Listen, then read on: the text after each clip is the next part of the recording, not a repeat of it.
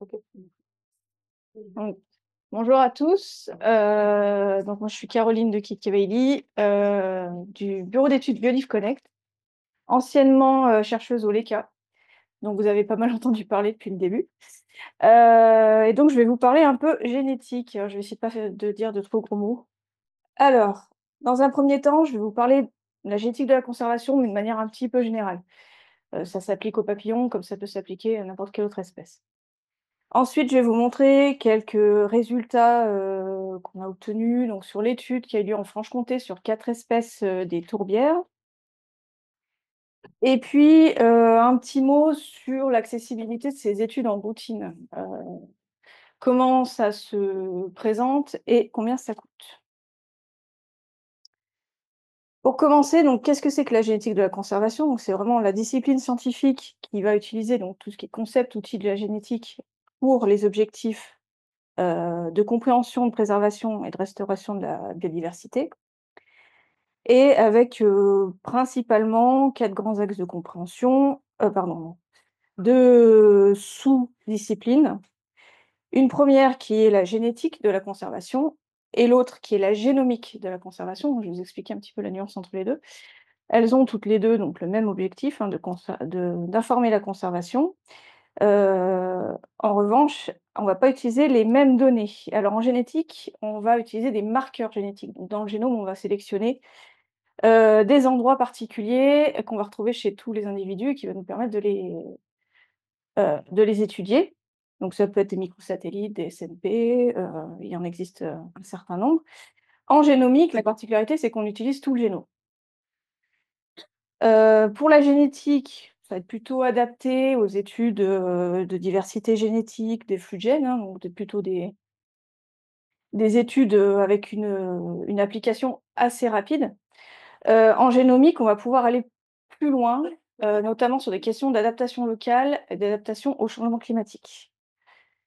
Et au niveau de la résolution de données, alors en génétique, je dois gêner un petit peu les gens qui sont par là. Euh, c'est- Sinon, je me mets comme ça. Ouais, je peux m'asseoir. Oui, bien sûr. Merci. Ça sera plus pratique. Hop.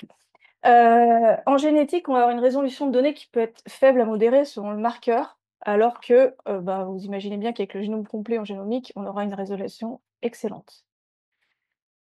Le rôle de la génétique de la conservation, c'est de vous donner des informations que vous ne trouverez pas sur le terrain.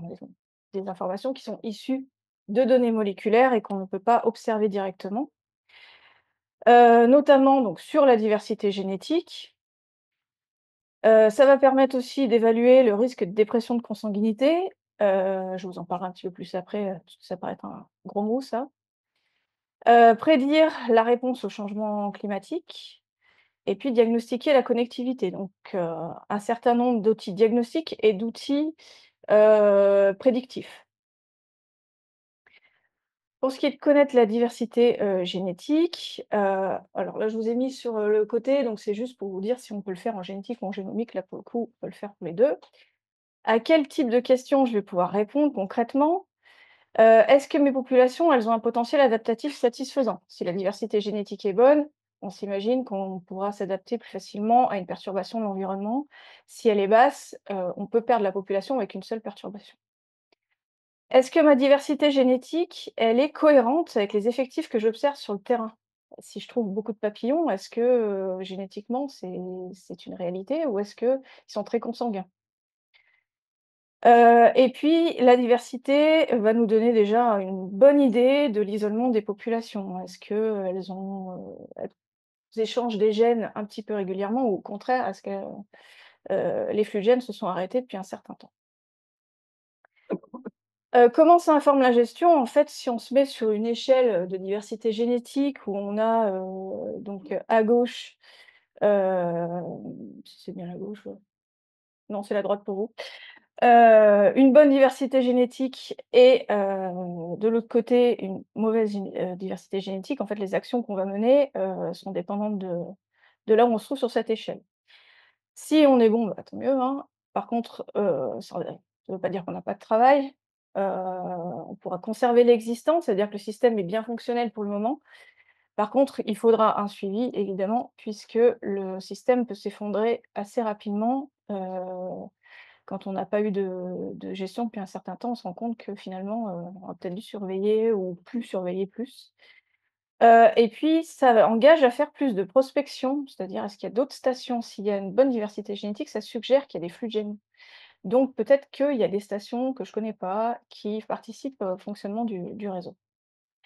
Si on est dans les mesures intermédiaires, ça veut dire que sur des différents, types de gestion, on pourra peut-être permettre à la population de récupérer par elle-même.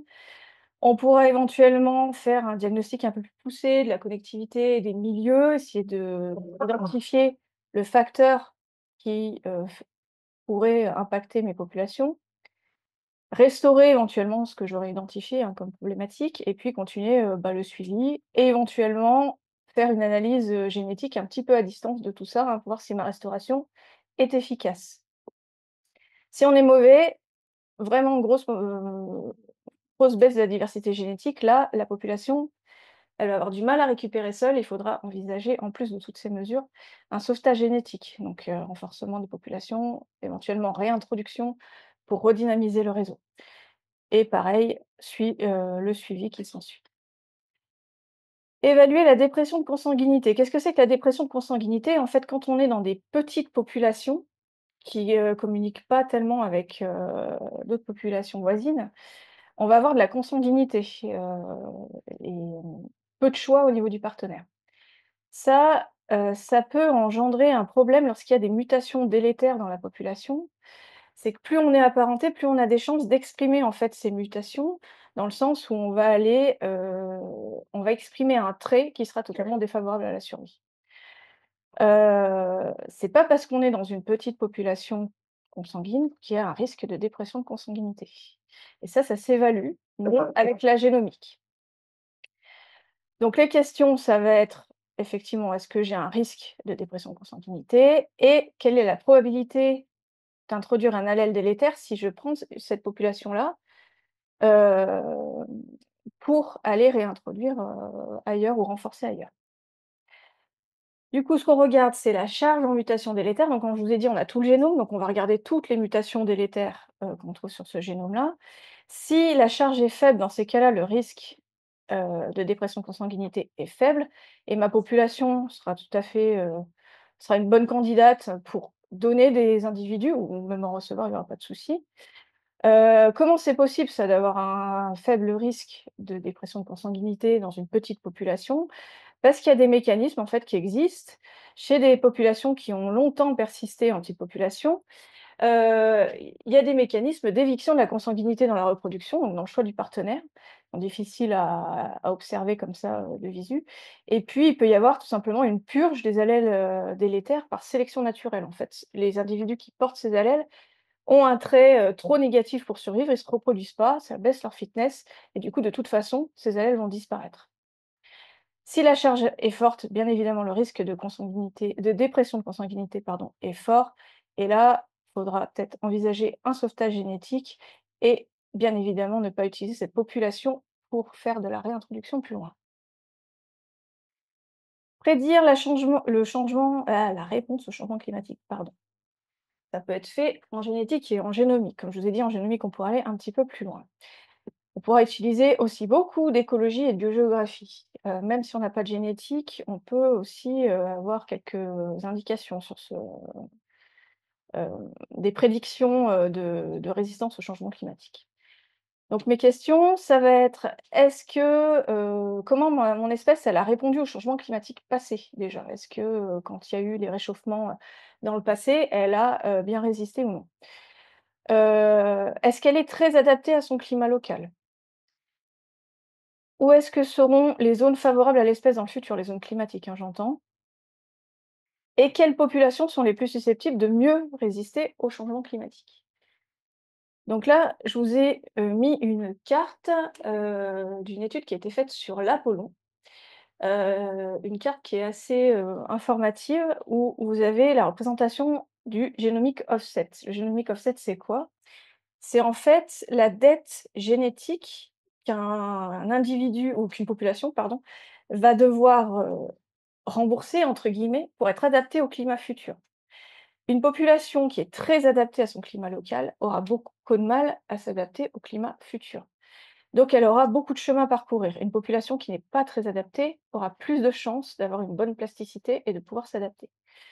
Donc, au niveau de l'échelle du génomique offset, plus on a des valeurs qui sont basses, plus on a une population qui a un potentiel adaptatif élevé et qui pourra être donneuse en cas de renforcement ou de réintroduction. Au contraire, les valeurs de génomique offset élevées montrent un potentiel adaptatif faible. Sur la carte, on va pouvoir identifier ce que j'ai appelé des zones prioritaires de gestion, mais en fait des zones où le génomique offset est suffisamment bas pour qu'on se dise que nos populations, dans le futur, pourraient résister. Et notamment des endroits où on pourrait effectivement concentrer une partie de la conservation pour garder l'espèce. Et au contraire, des zones, malheureusement comme les Pyrénées, où on a des valeurs qui sont relativement élevées de génomique offset, où là, il faudrait plutôt peut-être envisager le sauvetage génétique, peut-être avec des populations alpines. Enfin voilà, c'est comment dire? Une hypothèse. Mais en tout cas, c'est assez visuel comme carte. Et puis ensuite, on peut diagnostiquer la connectivité. Donc là, pareil, on va pouvoir utiliser de la génétique, mais également de l'écologie, notamment l'écologie du paysage, avec les questions: quel est le niveau de connectivité structurelle de l'espèce? La connectivité structurelle, c'est, la composition de mon paysage, la distribution des types d'occupation du sol. Est-ce qu'elle est favorable à mon espèce ou pas? On pourra, diagnostiquer le niveau de connectivité fonctionnelle, donc c'est là où la génétique rentre en ligne de compte, c'est-à-dire qu'on va pouvoir, voir où se trouvent les flux de gènes dans mon paysage. Et puis on va pouvoir mesurer également, modéliser des impacts des mesures de gestion, sur la connectivité et sur la diversité génétique. On va obtenir des cartes de connectivité paysagère, bon là c'est une version extrêmement, simplifiée, hein, où on va identifier donc les tâches d'habitat, et les corridors écologiques, classiquement, dans une étude de connectivité. On va pouvoir, les couleurs, matchent plus avec mon échelle, mais peu importe. Identifier les tâches d'habitat qui sont capitales, pour le réseau. Si on enlève, alors là pour le coup c'est complètement inversé, mais en fait la tâche du bas devait être verte. Si on enlève cette tâche-là, a priori, ça devrait vraiment impacter le réseau puisque c'est la tâche, si vous regardez la carte d'avant, où il y a le plus, d'individus. C'est un schéma, mais voilà, c'est ce que je voulais représenter. On va pouvoir aussi identifier les corridors critiques, hein, de la même manière.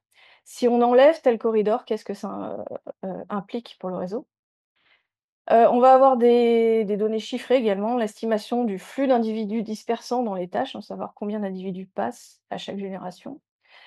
On va pouvoir calculer une probabilité de connectivité, hein, sur l'ensemble du réseau et on va pouvoir modéliser, comme je vous disais, l'impact d'une perte d'habitat ou de corridor en cas de projet, d'aménagement quelconque ou de gestion. On va pouvoir mesurer aussi l'impact de nos mesures de gestion, sur notre réseau. Donc voilà, donc je vais vous parler maintenant un petit peu du Jura, hein, donc un petit peu plus, concret. Donc les espèces qu'on a étudiées, donc Boloria aquilonaris, Selonympha thulia, Lycena ele et Selonympha hero. Heu, donc l'échantillonnage ici, vous avez l'échantillonnage que de 3 espèces, mais bon, Hero est pas totalement codistribué avec ces 3 autres espèces dans le massif et il a fait l'objet d'une étude un petit peu à part. Donc là, c'était juste pour vous montrer un petit peu, la quantité de localités qu'on a pu, échantillonner.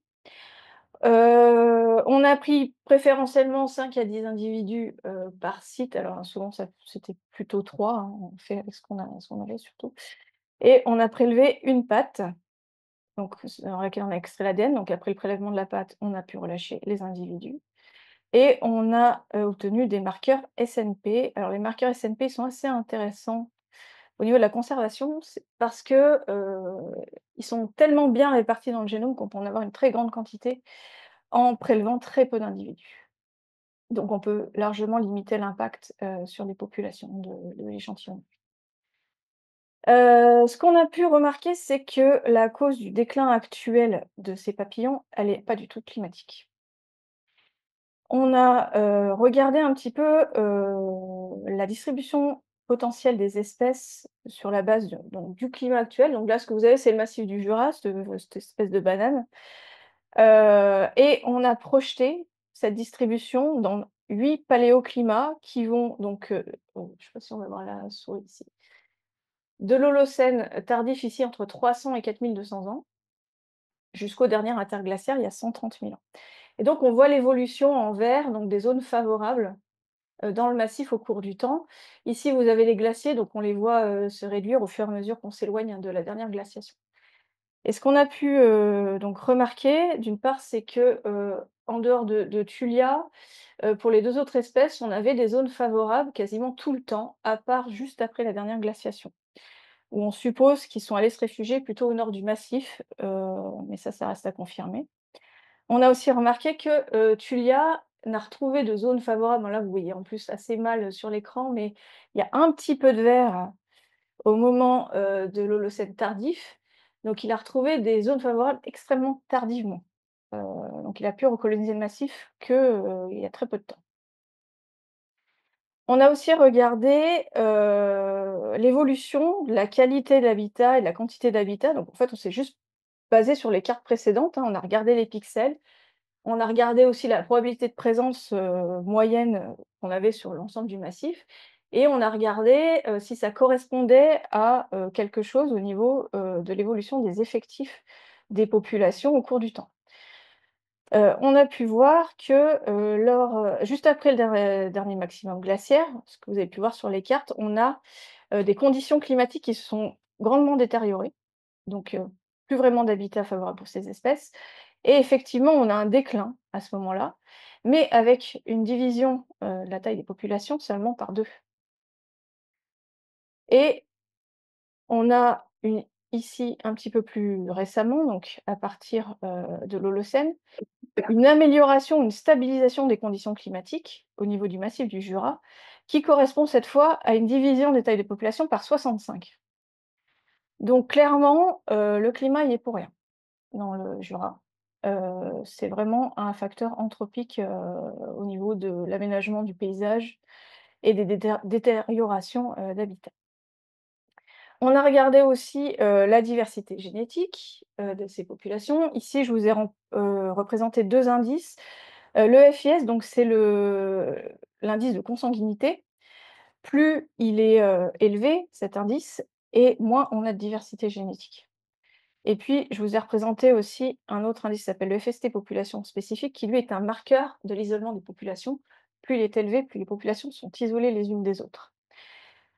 On s'attend également, quand on regarde les statuts de conservation de l'IUCN, à avoir plutôt les populations en danger critique d'extinction, ou plutôt dans les zones, très isolées avec une faible diversité génétique, et celles avec une préoccupation mineure plutôt, sur le bas de l'échelle.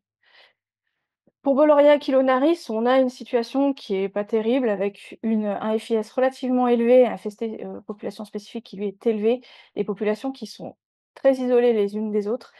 Ce qu'on voit pas ici, c'est qu'en plus, on a obtenu assez peu de marqueurs, génétiques pour lui, ce qui est, un petit peu inquiétant, parce que ça veut dire qu'il y a pas beaucoup de variété en fait dans son génome. Heu Pour Tulia, c'est un peu la cata, avec, un isolement des populations qui a l'air modéré, mais par contre une consanguinité qui est majeure, une diversité qui est totalement effondrée. Ailé, il est, un peu comme on s'attendait à le trouver, avec quand même, une marque de déclin, mais bon, assez modérée. Par contre, Hérault, fabuleux. Une diversité génétique, plutôt excellente. Pas du tout d'isolement des populations, donc a priori, des populations qui communiquent entre elles. Si on reprend les statuts de conservation en Franche-Comté de ces espèces, on est relativement, la génétique confirme largement, hein, pour les 3 espèces, voire honnêtement pour Tulia, je pense qu'on pourrait largement passer en CR. Par contre, pour Semonympha hérault, ben, effectivement, son statut de conservation est largement justifié par les pertes de population en France, mais en Franche-Comté, il se porte plutôt bien et enfin, ma conclusion à moi, c'est allons-y gaiement et allons-y vite avant qu'on la perde, cette diversité génétique, parce que ça va aller très vite s'il y a pas d'amélioration, heu, de sa situation, en tout cas au niveau de ses habitats, d'après ce que mes collègues ont pu me dire. Au niveau de la connectivité, donc là, je vous ai juste mis une petite représentation d'un des secteurs qu'on a étudié, juste pour que vous voyez un petit peu comment, c'est structuré. On a beaucoup de zones humides ici, là, les petites taches oranges, un petit peu ici et puis pas mal de forêts. Donc voilà le type de carte qu'on peut obtenir en faisant 2 types de modèles. Donc, ici, vous avez le modèle à dire d'expert. Donc en fait, on a donné des scores, au type d'occupation du sol en fonction de leur, capacité à freiner, la dispersion des individus. Donc ça, ici, c'est votre connectivité structurelle dont je vous parlais tout à l'heure et les modèles génétiques vont nous donner la connectivité fonctionnelle. Ici, vous avez donc, Aquilo où on voit que, théoriquement, il a une connectivité qui est plutôt correcte. Plus vous c'est rouge, hein, plus vous avez un nombre de corridors élevé. Ça, c'est lié aussi au fait qu'il a une capacité de dispersion maximale qui est assez intéressante. Et vous voyez que génétiquement, c'est pas du tout la même situation. C'est un papillon qui ne bouge pas beaucoup dans notre secteur. Heu, c'est lié au fait que les populations sont isolées, c'est des petites populations et que Boloria quilonaris ne bouge que s'il y a une densité de population suffisante pour, migrer. Là, a priori, il a pas tellement besoin, dans le secteur. Du coup, on voilà, on trouve pas une bonne connectivité fonctionnelle. Et puis je vous moi je me dépêche. Hem, pour Ailé, alors on voit peut-être pas très bien. Ce qu'on voit, c'est surtout qu'on a 2 modèles qui se ressemblent, beaucoup. On a une connectivité structurelle qui a l'air assez faible comme ça, mais parce qu'il a une capacité de dispersion qui est petite, donc forcément il va pas très loin autour de cet âge d'habitat.